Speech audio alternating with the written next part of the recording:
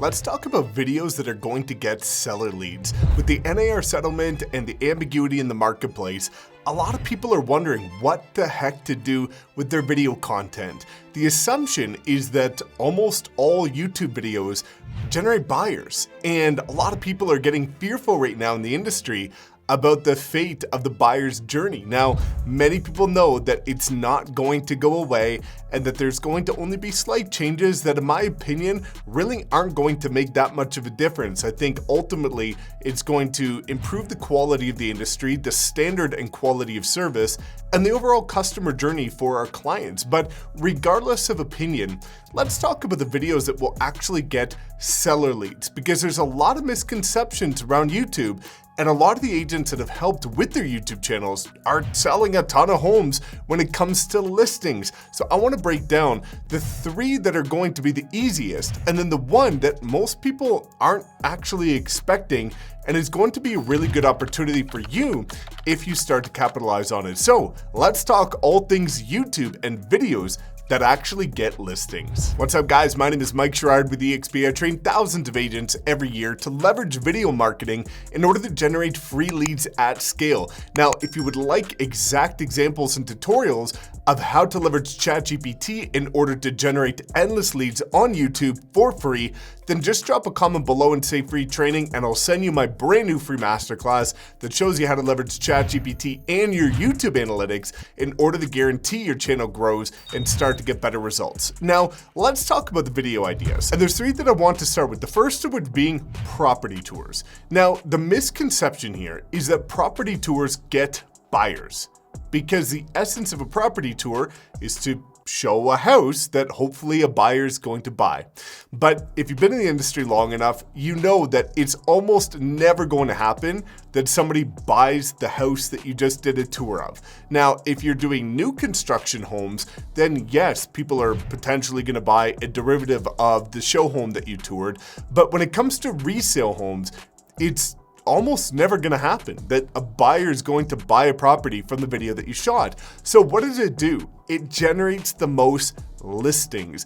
And the reason being is that clients are seeing the quality work that you're doing for others, and they want that quality work for themselves too. I see it all the time, and when I was in production, I got listings this way because every other agent, based on the general public's perception, we know this isn't true, but people assume that the average agent of the industry just uploads a listing to the MLS and lets it become a sitting duck and they do nothing else. Well, when you start to put out high quality video content of listings, the average seller is going to say, wow, you're going above and beyond. You're investing into the sale of a property. You're doing something above and beyond the rest. And especially as you start to build momentum with your YouTube channel, you'll actually start to be able to leverage that as a selling point in your listing presentations, because you'll be able to show your clients your YouTube channel and say, hey, I'm getting thousands of more views than the average agent on your property that nobody else is going to get.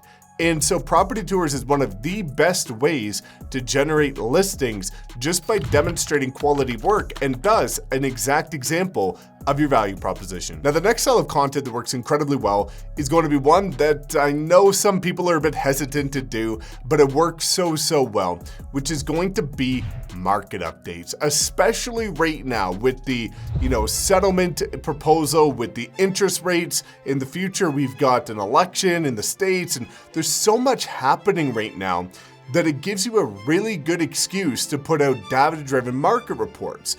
Now, when it comes to getting the market information, that's where some people get a bit jacked up and don't quite know where to go about it. I will get to that in a second. But the truth is, with market reports, it gives you an opportunity to control the narrative. And so if you're talking about how the market currently is for buyers, how it is for sellers, and what people should do going forward that month, well, really, you get to control the message that gets shared around listings and start to position it as to why it would be a good time to list, but rather who it's a good time to list for, right? Because it's not always the right time to list for everyone, but if you do your research, there's always going to be somebody that it is good to list for. And so as you can start to tap into these opportunities, it gives you a really cool narrative to be able to control and start to position as to why now might be the time to explore the sale of your house. Now, going back to the data, there's a couple different ways you could do this. And so the first is going to be if you're in an MLS region like mine, you actually have good data. So my real estate board actually has good data. And every month they give us a report and it shows what's happening with detached, detached apartments, what happens in terms of different quadrants in the city, how the days on market, list to sales price, average months of inventory, all of that good stuff. It shows it all in a really clean way. And thus it makes it pretty easy to do videos about. Now, if you're not in a board that after doing some Google searches, because you have to start there, if you're not in a board that actually gives you proper data, then you might have to go a little bit deeper. There's two different options. Now, there are going to be some third-party websites that will work well, but also you can leverage ChatGPT. And if you're using ChatGPT 4 and some of the AI platforms that actually have updated relevant information, you can just ask it to provide the market data for your real estate market based on the month and the year, and it's going to give you a pretty solid outline. So there's options there, but market reports are working incredibly well right now. Now, the third one's going to be obvious before we go into the more unorthodox one, if you will. And the third one's going to be seller's tips. And I know this sounds obvious, but there's something that I want to explain here. And what that is that when it comes to seller's tips, which is, for example, how to properly sell a house in city, state, province, whatever that looks like, it's a good video to put out. The process of selling a home in your city, state, in year. That's the video title, works very well. But also you can put out different things if you're in, for example, a seasonal market like mine or like Denver or any of the other markets in the northern half. What you're able to do is talk about the best time to sell your house. And this is a video that gets listings because you could talk about spring, summer, fall, winter, how it's going to impact the sale of their house in terms of the level of competition, the inventory, the activity, that type of stuff, the pros and cons of different times of the year. But again, it gives you that control of the narrative and it allows you to say, hey, maybe fall, based on your explanation of fall, is the right time. Well, that means you need to start having these engaging conversations in the summer and to be prepared for that. And so there's a lot of opportunity there when you start to do those reports and when you start to do those videos to really engage in conversations. Now, the one caveat that I just wanted to put out there related to seller-specific videos, I can almost guarantee you that you're going to get less views. And so that trips people up sometimes because maybe they're used to getting a couple hundred views on a video and they put out a video about a seller strategy and they get like 50 views. And so it's kind of like, for example, when you do Google ads or Facebook ads, seller leads are always more expensive, but it's what you want. And buyer leads are cheaper and they take more time to nurture, more work to convert, and sometimes they just ghost you. And so when we start to look at the views and the engagement and sort of the vanity metrics or performance metrics, if you will, related to YouTube videos specific to sellers, I just caution you to not get caught up in those when they're seller specific. Because just like pay-per-click being way more expensive for sellers, the viewership is going to be way less on seller-specific views in most cases, just because it's so targeted. But the good part about that is it's hyper-targeted to sellers. So even though it's less views, the views are much more intentional. So now what I want to do is unpack that last unorthodox one that's a little bit indirect, and it's going to give people a lot of hope when it comes to leveraging YouTube as an agent to generate leads, which is the relocation videos.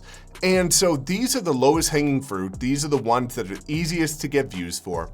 And a lot of people are messaging me thinking, they're in trouble because it's all buyers and, they're scared about what's going to happen with buyer's commission, right? And we'll get the answers, the firm fixed final answers in July. But for the time being, it is what it is. Now, what people are not considering is that most relocation buyers are sellers in their current market. And so even though you're putting out relocation videos about the cost of living in your city, the pros and cons of moving to your city, 5 things you need to know before, 5 things you didn't know, all these typical, foundational videos that everybody talks about, they're not going to go to waste Because if you can open up the dialogue with a relocation buyer and then explain to them that, hey, I also have a big network of agents that I can help make sure you have the right listing agent in your current market in order to make sure you can make this transition as seamless as possible. Well, it's not that you're getting the direct listing, but you get an indirect referral fee from that opportunity. And that's 25% to basically fire off a text message, have a couple phone calls, and make it happen, and let the other agent take care of the work.